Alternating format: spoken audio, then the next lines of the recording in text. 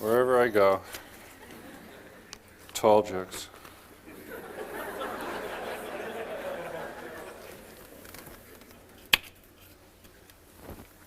Actually, once I broke my leg in Hawaii, and I had to go all the way back to Los Angeles to have surgery in a wheelchair. And so going through all these airports in a wheelchair, I had this amazing experience of seeing what the world was like for everybody else.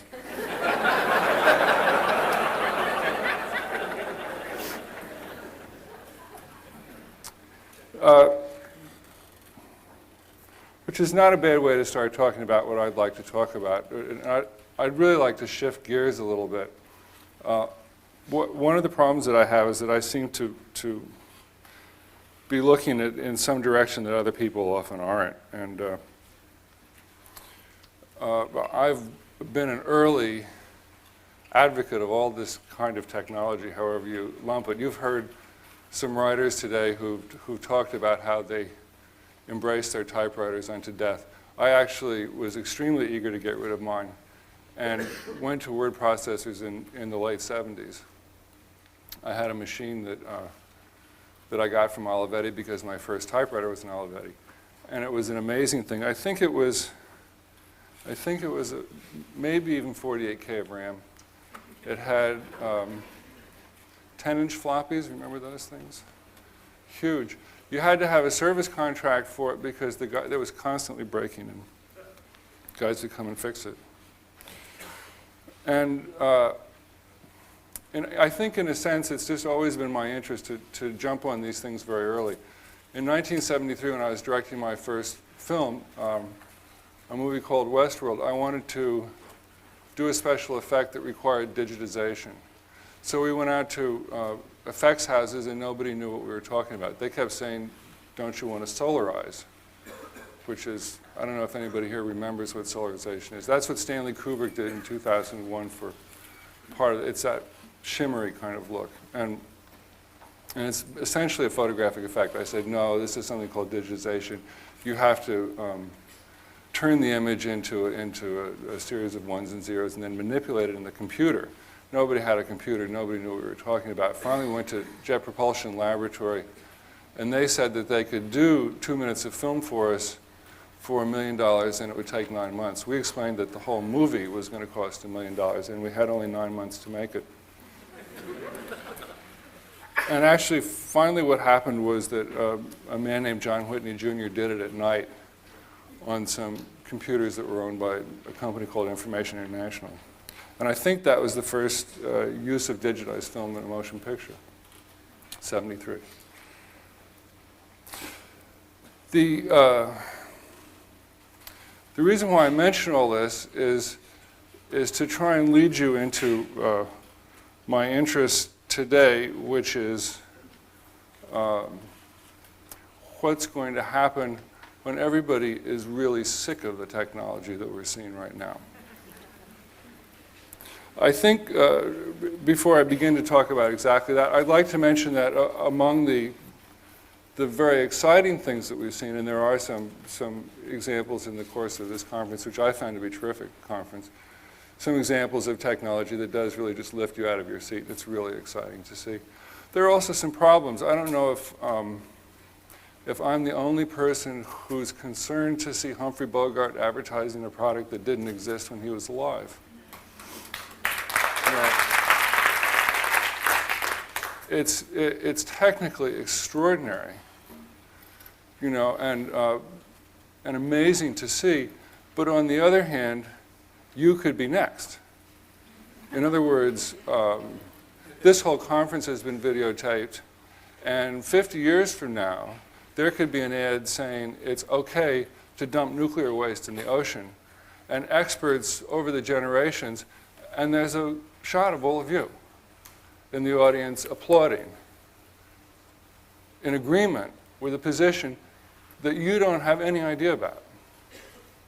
That kind of thing is possible, and it seems to me it's involved in this sort of redefinition of intellectual property rights that Bill Gates was talking about, and that problem is much more complicated. I also want to say that as an early user of this technology, my own experience has been that I will go for simplicity whenever possible, and the sense that I have about most multimedia that I see. And some of you probably know that when I talk to universities where this technology is not widely accepted, I'm a great advocate of it and tell everybody that it's all going to CD and they've got to get digitized. And when I talk to groups like this, I say that most of the work that I've seen so far is awful. And I understand it's early, and I understand there's all kinds of explanations for what's going on, but most of the multimedia material that I see follows the old adage that there is no problem, however complicated, which, if looked in the right way, cannot be made even more complicated.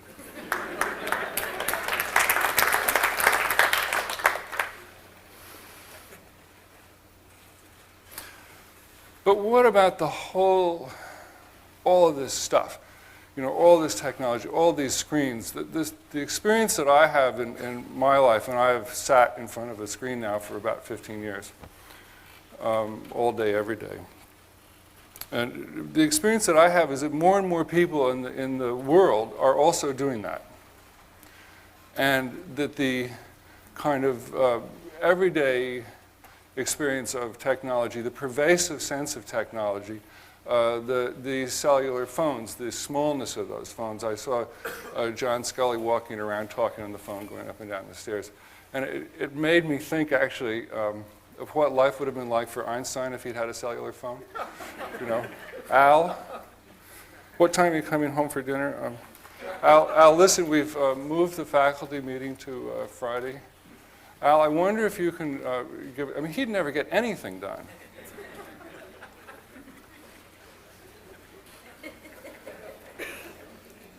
And actually, I'm also interested in the quality of some of the conversations, and some of the talks that have been going on here that seem to be pointed or thinking or headed in the kind of direction that I'm thinking. For example, John Scully mentioned that some of this technology in the future might be invisible, which I think is a really interesting notion. But let me see if I can go on to talk to you about the kinds of sort of feelings that I have about 10 or 20 years down the line. And I guess the easiest way to talk about this is, and some of you may have had this experience of going to Disneyland, and Disneyland is fabulous when you get there. It's really exciting, and it's clean, and it's terrific, and the kids are happy, and it's all great, and you go and you do it, and you have this wonderful time. And by the end of the day, when you're starting to get tired, I at least begin to have the feeling, if I see one more goddamn mouse, and almost everything about the experience that was great, the controlled quality of it, the cutesiness of it, everything begins to give me a sort of mouse nausea that I think may be a quality of this technology in general. I think what I'd like to suggest to you is that there may soon be a time when lots of people, including lots of you, will attempt to escape it. Is this thing work now? It works, but it's not in focus, which is... Actually, things that are not in focus are in some ways more interesting. This is, as some of you may know, the Crystal Palace, which was built for the Great Exhibition of 1851, a high point of the Victorian period. It was designed by a gardener, Joseph Paxton, and solved a major technological problem of its day. England was going to have this exhibition. They could not build an enormous structure to house it out of conventional materials. It was not possible to make enough brick in time to build a large building. And even if they had the brick, the feeling was the building would be so heavy it would fall into the ground. It was Paxton who suggested, in effect, a large greenhouse. So what you were looking at here is a technologically dazzling and exciting object of 150 years ago. Inside, what you see is a controlled environment of enormous dimensions. It is the reason why I'm showing it to you is that it was the Disneyland of its day. It produced, in a way that's hard for us now to imagine, it produced a tremendous excitement just to be there. Just to visit it, just to be in the presence of it, was tremendously stimulating and arousing in the way that Disneyland was when we first began to have those audio animatronic rides and so on. Many kinds of things that we would find familiar from theme park thinking were there. There were recreations of foreign sites of interest. This is, I think, probably meant to be the Temple of Abu Simbel, which is on the Nile. And they also had exhibits of dinosaurs and all kinds of other wonderful things. This building existed until the late 1940s.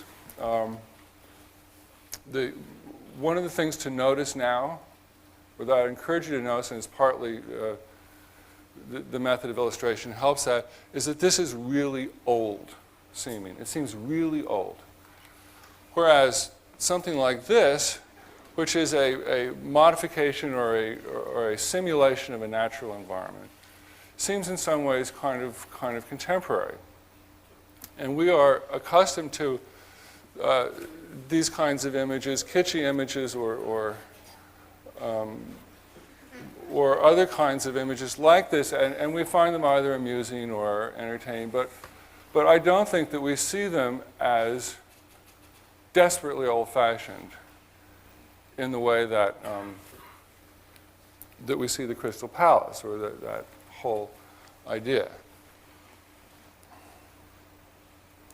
We, in fact, build resorts, and what I want to talk about now for the remainder of this time is two hotels that are within about 15 miles of each other on the Kona coast of Hawaii.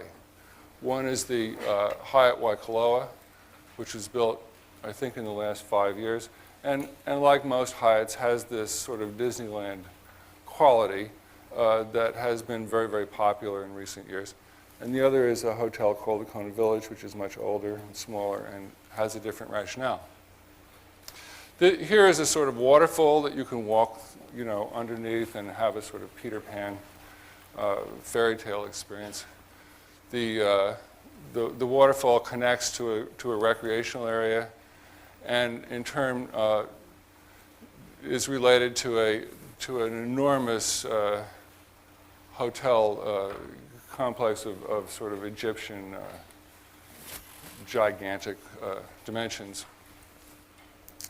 There's one of the major attractions is that there are dolphins that people can play with, so that the idea of natural elements being tamed and brought into the service of the hotel guests. These are not Pacific dolphins, they're Atlantic dolphins. They're imported dolphins brought to Hawaii to be entertainers. And they work on a schedule, they do shows, and actually they're at some risk. They die with some frequency, but that's not generally discussed. The hotel itself is designed from the very beginning to look inward, to be focused on itself, and to, in a way that's analogous to the Crystal Palace, to create an environment which is self-sustaining, self-sufficient, and entirely man-made. This is the beach. If we can focus that, maybe we don't need to focus it. You can see the point about it. There isn't any beach, but even if there were, there's no attention directed toward it. There's no focus in the direction of the ocean. Everything is turned inward to the man-made environment. Focus, focus.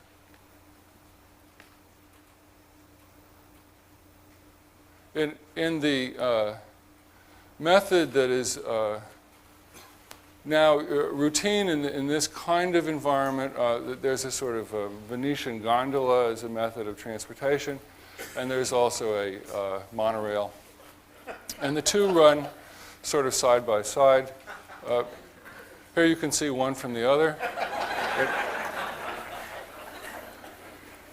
And before they're meant to be very fun, and kids love them and, for a while. But before going on, it's important to note this is an enormous hotel complex. I think it has something like 2,000 rooms. And, or two, how many? 5,000? Wow, there you go. So I tend to underestimate how bad things are.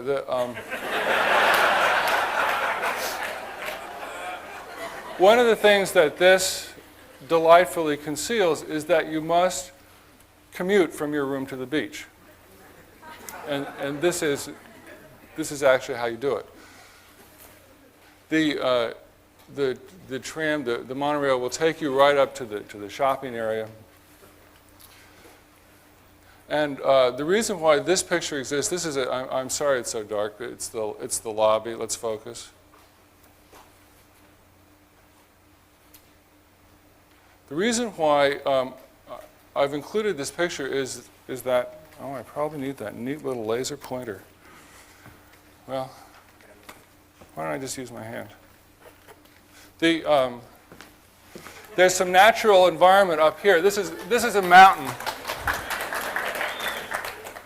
So what happens is the people at no, I don't need any more, thanks. people at great expense go to Hawaii and then block it out. This shows you the sort of monumental and human scale, which is very impressive, but it's also disaffecting in a certain way. There is the combination of sort of artifacts suggestive of all periods of history. In some places it's sort of Mesopotamian, and actually one of the complexes there is a poor secretary bird, which is a bird from Africa that is sort of stranded, a very pretty bird, but it's stranded in Hawaii there. And this is the lobby, which is dramatic and tremendous and symmetrical, entirely man-made. In contrast, this is the entrance to the Kona Village. Is this because some of you have been there? Yes. Ah, oh, good. So I'm preaching to the converted. Okay. Michael, how many people put up their hands? I didn't turn around. I don't know, a fair number, more than I would have thought. Mm-hmm. Fair number. More as we wait, more and more hands are going up. And from the entrance, this gives you a good sense of what the hotel is like in terms of the architecture that it presents and the various barriers that it interposes between you and the ocean. This is a high view which shows, first of all, it's not a very large complex. Second of all, that everything is on the ground. There are no elevators. There are no heights. And third, that it's entirely focused on the natural environment. Everything is oriented toward the beach and toward the water. The houses are very simple. They're huts with thatched roofs done in a way that's suggestive of various Polynesian styles, all on the ground. There's a little lagoon, which is actually artificial, but it's designed in a way to conceal its artifice, which is different from this is the way the huts sit facing the beach, and this is about as much entertainment or excitement as the beach provides. There isn't a lot of shtick at the beach, which is very different from the way the Hyatt is designed and structured. If you can see up in the corner there's a sort of Indiana Jones, maybe there's a picture of it here. There it is. There's a sort of Indiana Jones, I don't know who those people are, the walkway that exists just as a piece of random entertainment. And the difference between that as a style or as a notion and this, I think, is very striking.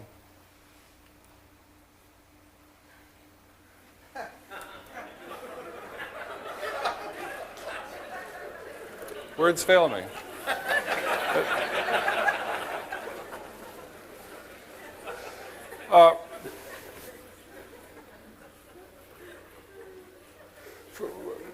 You know, we're sort of making fun of this, and I don't really want to, because for what it is, this height is kind of amazing.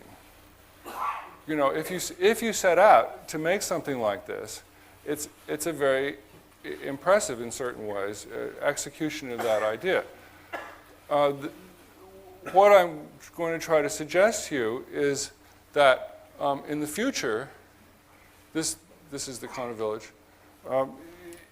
In the future, that fabricated, technologized, entirely man-made, unnatural sort of environment may first become unfashionable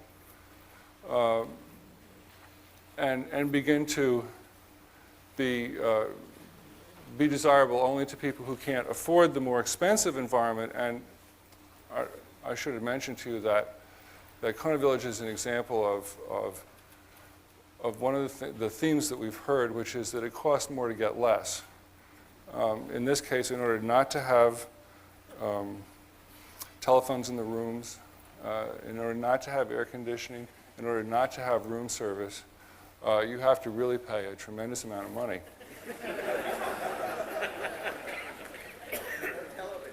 No television, that's right. I'm sorry. No locks on the door. No locks on the doors. It's really interesting. It's really interesting to be someplace and not have locks. You know, it's really interesting if you're there with another couple or with other members of the family. If you want to send a message to them, somebody has to walk. You know, they have to walk over to the other room and tell them, you know, we're going to meet for dinner. So it's sort of the opposite of this kind of multimedia thing where you can push a button and leave a message. We'll be at the dining room at 8 o'clock, and it's voicemail. It's none of that. What's interesting about it is that it has a really powerful effect in your head. Almost as powerful in effect as all of the multimedia and all this kind of technology that we've been enjoying and thinking about. To unplug is really extremely interesting and actually has unusual benefits in my experience. The last point, and I should have told you in advance that this talk doesn't go anywhere. The last thing that I would tell you is that we can turn the lights up. I have a strange life in one other way as well, which is that I'm entirely, not only am I entirely dependent on my own efforts to make my income. I think many of you are probably in that category. But also, I have a way to track my productivity fairly easily, which is my output in pages per day. And I've been doing this for a long time because it solves an interesting problem. If you start the day on page 264 and finish the day on page 269 of a project that's running a couple of years from start to finish, it's difficult to know if you've had a good day or a bad day. One of the ways that I have of sort of rewarding myself is to add a point on the graph. And because I've been doing this for so long, I actually have a lot of information about how long it takes me to write books. And I've discovered in recent years that I tend to follow a track that's pretty predictable. They all tend to take about the same amount of time for the first draft and the second draft and so on. But in the course of keeping these records, I discovered that I will be productive for some period of time, and then it'll flatten out. And no matter how much I keep trying, I can't get the pages anymore. And what I've learned is that means it's time for me to go away. It means that it's time for me to get off the phone, get away from the screen, unplug everything, and stop it. Because a lot of my effort has to do with perspective and seeing what I've done or what somebody else has done freshly in order to make decisions about what needs to be kept and what needs to be changed. So I unplug myself on a regular basis. And since I do that, I have an interesting experience of seeing other people and being able to recognize clearly that they need to go away, you know.